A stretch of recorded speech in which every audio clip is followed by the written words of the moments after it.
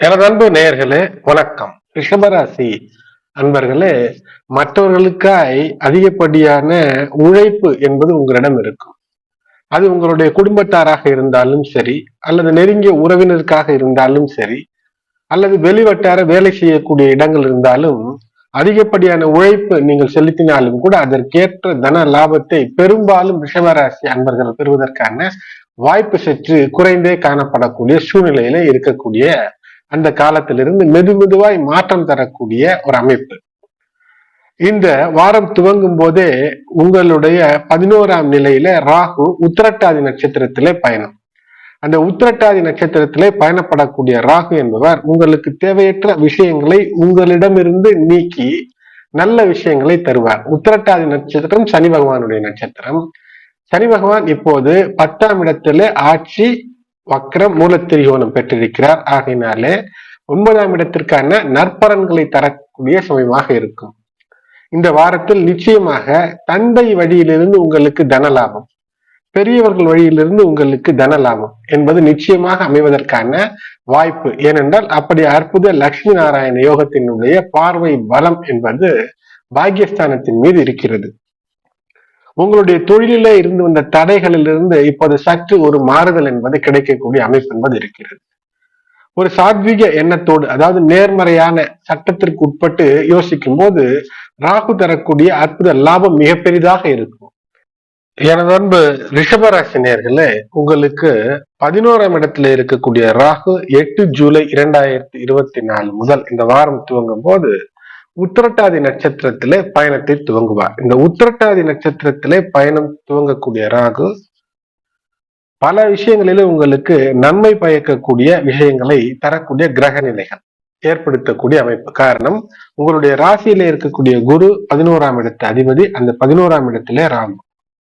ராகு சனியை போன்று செயல்படுபவர். சனி பகவான் ராகுவினுடைய 12ஆம் நிலை. அது உங்களுடைய தொழில் ஸ்தானத்திலே சனி பகவான் ஆட்சி பெற்று மூலத்திரிகோணம் பெற்று வக்ரம் பெற்றிருக்கக்கூடிய நிலையில நிச்சயமாக ஒரு பூர்வீக சொத்து அல்லது தந்தை வழி சொத்து ஆதாயம், தாய் வழி ஆதாயங்கள் கூட ஏதேனும் சொத்து வர வேண்டும் என்றால் நிச்சயமாக அதற்கு மிக ஏற்ற காலமாக இது அமைகிறது.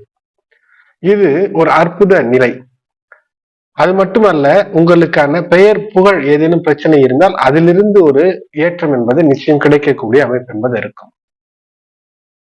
தேவையற்ற பேச்சை தவிர்ப்பது வெற்றிக்கான வழி. அது மட்டுமல்ல, பேச்சிலே கோபத்தையோ உக்ரத்தையோ நிச்சயம் தவிர்க்க வேண்டிய வாரங்கள்ல இந்த வாரம் ஒரு மிக முக்கியமான வாரம். சூரியன் மற்றும் செவ்வாய் இருக்கக்கூடிய நிலைகளை வைத்து பார்க்கும்போது ரிஷபராசி அன்பர்களே, நீங்கள் வார துவக்கத்தில ஏதேனும் அடுத்தவரிடம் உதவியை எதிர்பார்க்கக்கூடிய சூழ்நிலை ஏற்படும். அப்படி ஏற்பட்டால் எது தேவையோ அதை கேட்டு பெறுவதை தயக்கமின்றி கேட்டு பெறுவது உங்களுக்கு சிறப்பு ஏற்படுத்தும். செவ்வாய் உங்களுக்கு எப்படிப்பட்ட ஆற்றலை தரும் என்றால், உதவியை நாம் கேட்கக்கூடாது, அவர்களாக வந்து செய்யட்டுமே என்ற அந்த எண்ணத்தை உங்களுக்குள் நிறைக்கும். இது வாழ்க்கையில சற்று பின்தங்கக்கூடிய சூழ்நிலை ஏற்படுத்திவிடும். நாம் நமக்கு தேவையான உதவிகளை மற்றவரிடம் உரிய நேரத்திலே நமக்கு உரிமைப்பட்டவர்களிடம் கேட்பது என்பது சிறப்பு. வாரத்தின் துவக்கத்திலே சந்திரன், புதன், சுக்கிரன் இணைந்து இருக்கக்கூடிய அந்த அமைப்பு என்பது வசுமதி என்ற அற்புத யோகத்தை உங்களுக்கு தருகிறது.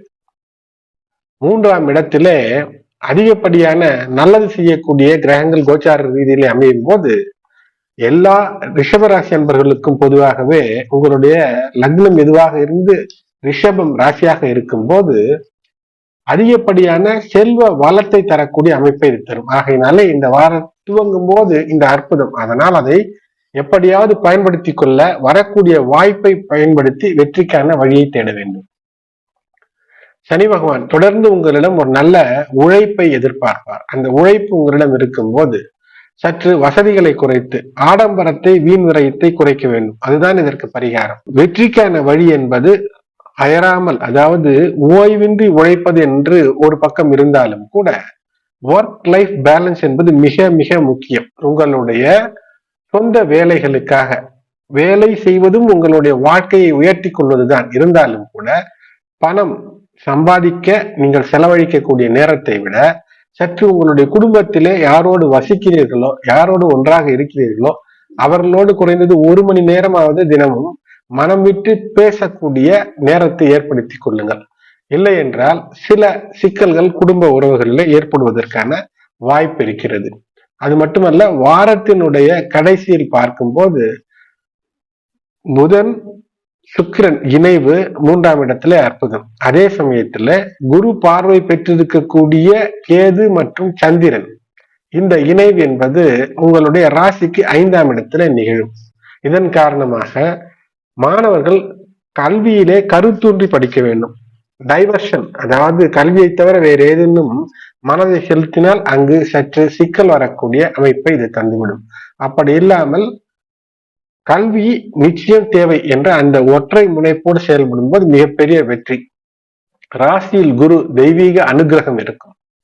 2ல் சூரியன், தந்தை வழி அனுகூலங்கள். அரசில ஏதேனும் வேலை தடங்களாக இருக்கிறது இதனால் வரை என்றால் அதிலிருந்து ஒரு வெற்றி கிடைக்கக்கூடிய அமைப்பு இருக்கும். அரசிலிருந்து ஏதேனும் பண ஆதாயம் அல்லது அரசு சார்ந்த விஷயத்திலே அரசு வேலைக்காக காத்திருக்கிறீர்கள் அல்லது அரசிலே ஏதேனும் ஒரு உரிமம் லைசன்ஸ் பெறுவதற்காக காத்திருக்கிறீர்கள் என்றால் அது இப்போது நடக்கும். நண்பர்கள் உறவினர்கள் மூலமாக உதவி கிடைக்கக்கூடிய அற்புதமும் இருக்கிறது. குழந்தைகளுக்கு உடல் நலம் தேரக்கூடிய அமைப்பும் இருக்கிறது. ஆனால் சற்று கவனக்குறைவாக இருந்தால் உடல்நலக்கேடு அல்லது கல்வியிலே சில மாறுபாடு என்று வரக்கூடிய சூழ்நிலை கேது இருக்கக்கூடிய காரணத்தினால் வரும். தினந்தோறும் விநாயகர் வழிபாடு ஏற்றத்தை தரும். வெள்ளிக்கிழமை மாலை வேளையில விளக்கேற்றி வழிபாடு, நெய் விளக்கேற்றி வழிபாடு செய்வது வெற்றிக்கான வழி. ராசியில் செவ்வாய் குரு இணைந்திருக்கக்கூடிய காரணத்தினால் உங்கள் இல்லங்களுக்கு அருகிலே இருக்கக்கூடிய சிவாலயங்கள் அல்லது பெருமாள் கோயில்களுக்கு சென்று வழிபாடு செய்ய முடிந்த அளவிற்கு செய்வது வெற்றியை தரக்கூடிய அமைப்பு என்பது இருக்கும். ராகு லாபத்திலே பல நிலைகளிலே வெற்றிக்கான வழிகளை தருவார். ஆனால் மெதுமெதுவாகத்தான் கட்டமைக்க முடியும். ஒரு 8 மாத காலம் இப்போது தொடங்கி வெற்றிக்கான வழிகளை மெதுமெதுவாக கட்டமைத்துக் கொள்ள வேண்டும். செவ்வாய் இந்த வாரத்திலே சில நாட்கள் மட்டும்தான் உங்களுக்கு சில செலவுகளை கூடுதலாக தரக்கூடிய அமைப்பு என்பது இருக்கும். உங்களுடைய ராசிக்கு வந்தவுடன் தேவையற்ற வீண் விரய சிற்றின்ப செலவுகளை தவிர்க்க வேண்டும் என்பது மிக முக்கியம். சனி பகவான் 10லே ஆட்சி, அதனால் அந்த ஆட்சி பெற்றது மூல திரிகோணம் வக்ரம். உழைப்பிற்கு ஏற்ற வெற்றியை உறுதியாக தரக்கூடிய அமைப்பு என்பது இருக்கிறது. உங்கள் இல்லத்து பெரியவர்கள் மூலமாக உங்களுக்கு அனுகூல பலன்கள் இருக்கும். உங்களுடைய வாழ்க்கை துணைக்கு கூட நீங்கள் செலவு செய்து மகிழக்கூடிய அமைப்பு இருக்கிறது. ஆனால் உங்களுடைய உற்றார் உறவினர் நண்பர்களுக்கு வீண் விரைய செலவுகளை செய்தீர்கள் என்றால் நிச்சயமாக பணப்பை காலியாகக்கூடிய அமைப்பு இருக்கிறது. கையில் கிடைத்ததை வீட்டிற்கு வரக்கூடிய விருந்தினரை உபசரிப்பது சரி, ஆனால் காஸ்ட்லி விலை உயர்ந்த பொருட்களை பரிசாக தருகிறேன், ஏதோ நல்ல பெயர் வரும் அல்லது பிற்காலத்திலே உதவியாக இருப்பார்கள் என்று நினைத்து எதை செய்கிறீர்களோ அதற்கு முரண்பாடாகவே வருங்காலங்களிலே அமையும். ஆகையினால் கை பணத்தை செலவு செய்வதை விட சேமிப்பிலே வைப்பது உங்களுக்கு மிகப்பெரிய வாழ்க்கையிலே ஒரு மாற்றத்தையும் வருங்காலத்திற்கான ஏற்றத்தையும் தரும்.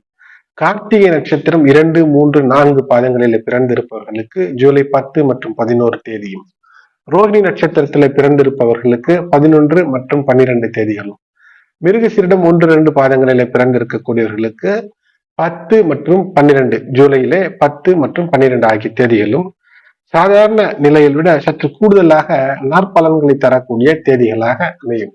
செவ்வாய்க்கிழமை முருகன் வழிபாடு ஏற்றம் தரும். இதுவரை சப்ஸ்கிரைப் செய்யாதவர்கள் சப்ஸ்கிரைப் செய்யுங்கள், பெல் பட்டன் அழுத்துங்கள், தொடர்ந்து இணைந்திருங்கள். இந்த பதிவு பிடித்தால் லைக் செய்யுங்கள். நன்றி.